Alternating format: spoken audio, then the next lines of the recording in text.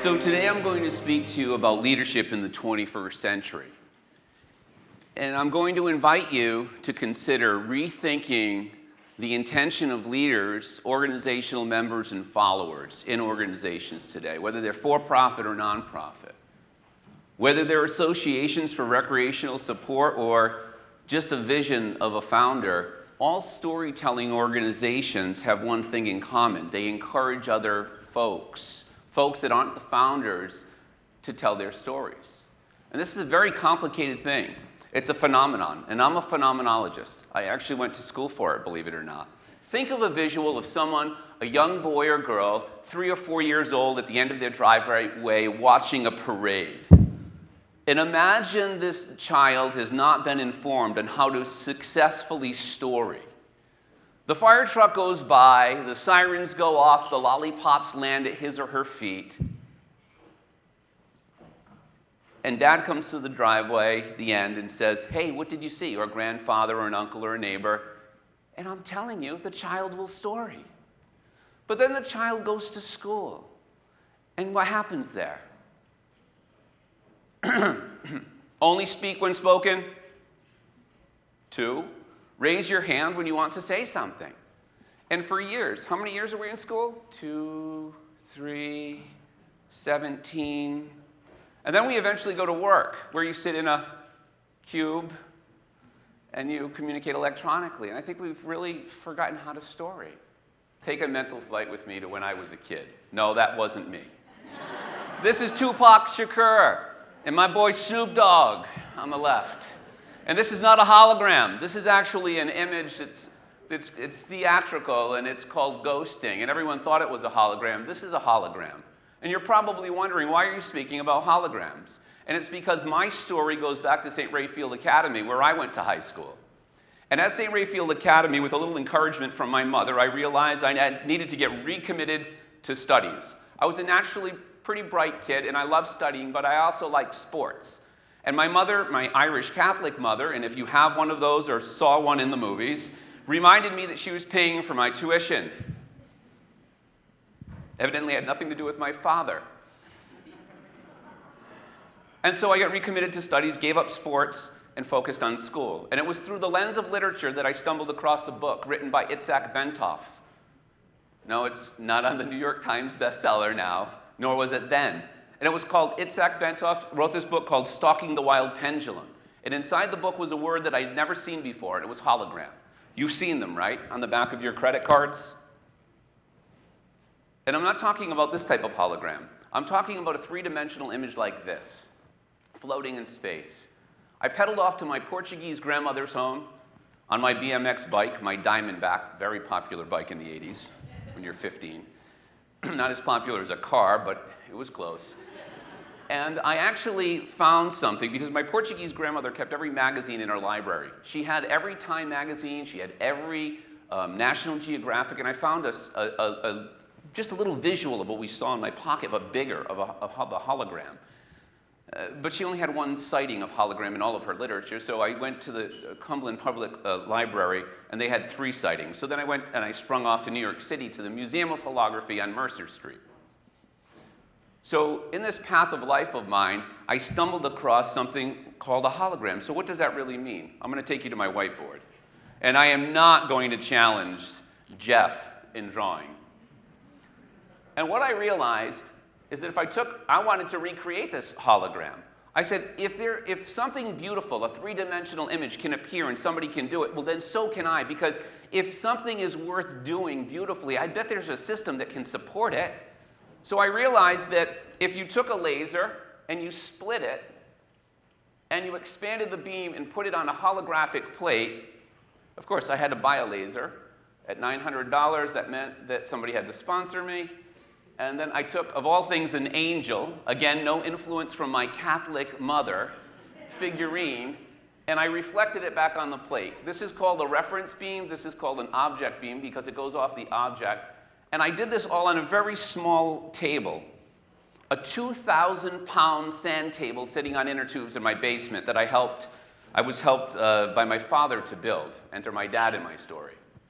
And what I realized after winning the science fair at 16 is that this was a really great way to get scholarships, but it was a better way to fuel my interest and my passions, to understand things that seemed so beautiful yet were so difficult to create. But what I realized when I was at the University of Rochester, that there was something, which, by the way, is a leading school for optics and laser energetics and physics. I realized there was something far more complicated than lasers and holography. Human beings at work. This is me as a kid. Don't you love that flock of seagulls hairdo right there? And those were my hero days. I worked alone, and I did things alone. But it got me attention in areas that sort of honored who I was. And then I made the big jump from the left brain logic to the right brain emotion. And emotions are so hard to understand. So there enters complexity again, another challenge. And at this point, I decided to petition the school to get a degree with the Simon School, the graduate school, and 2 undergraduate departments in studying human behavior at work, organizational behavior. And I kept going back to graduate school because of the complexity of being human at work. This is Berta Mook on the left and Bernd Jaeger on the right. This is 2 summers ago at Oxford, where I presented my storytelling research. You see, it's amazing that people actually go onto Facebook. 1/7 of the world has a Facebook account. And we share, yes, this is true. And you have one, don't you? Okay. And then what we do is we post what we like to eat and who we're with, correct? And what we're celebrating and all kinds of other things. But when we're faced with another human being and we try to tell our story, we stumble. And it got me to thinking, holy mackerel, we are onto something. So this is what happens, by the way. And you'll experience this. Andre O'Brien, my friend, the Irish guy who spoke before me, you know he's Irish, right? He told you that? When you're networking with O'Brien, you'll realize that you'll have a need to story. Who are you and what are you all about? And then you're going to roll into unclear direction. You're going to stutter or stammer a little bit, even though you might not naturally be a stammerer or stutterer. And that's because you're going through all of these Facebook moments that you can't find words for.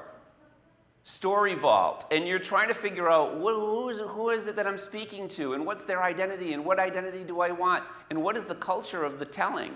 And then you're going to go in and you're going to start a sentence and they're going to give you feedback and you're going to go blah, blah this way, blah, blah, blah that way. We call that a rough unfolding. And eventually the moment will be over and then you'll realize what worked, what didn't. You'll keep what worked. You'll edit and flatten some of your story and you'll create an episodic variation over time. And with proper grooming and attention, it'll be effective. Boy, that's a lot of work. But you can't go up to people in an first interview and say, I'm practicing my story, so bear with me. Well, I'd love to do work with your department from my department's perspective, but I'm going to pretty much fail here at expressing it because it impacts how you're regarded or validated.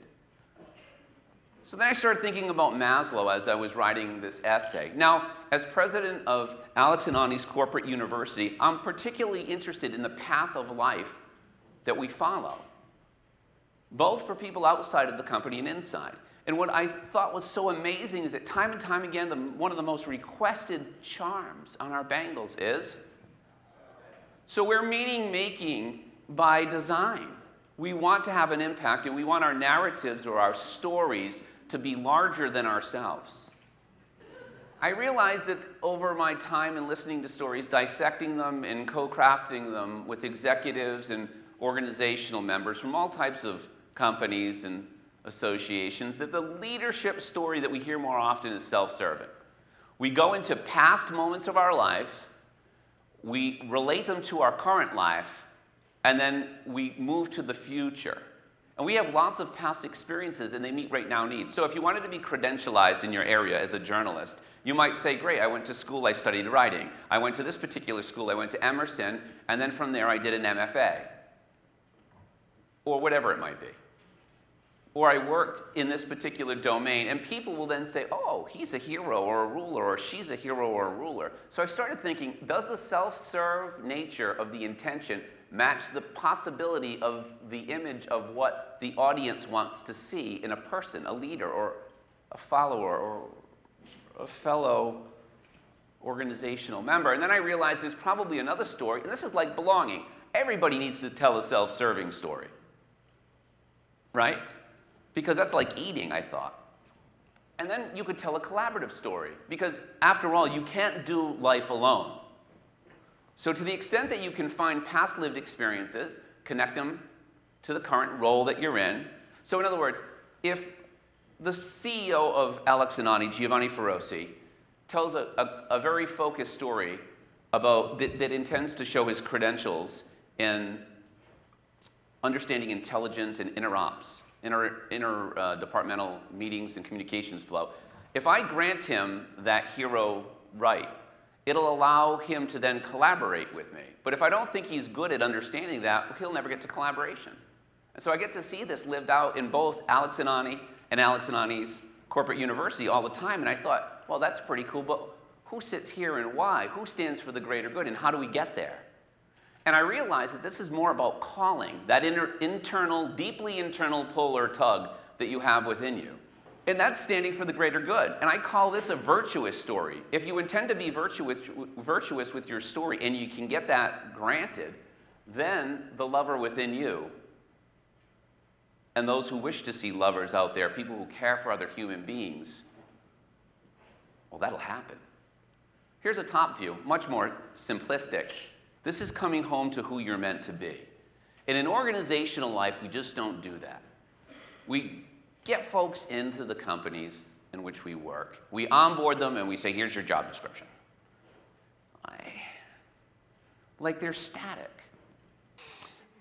I look at peak stories as having evidence. My story is that with the help of Giovanni Ferrosi and Carolyn Rafalian, I've been able to give birth to Alex and Ani University.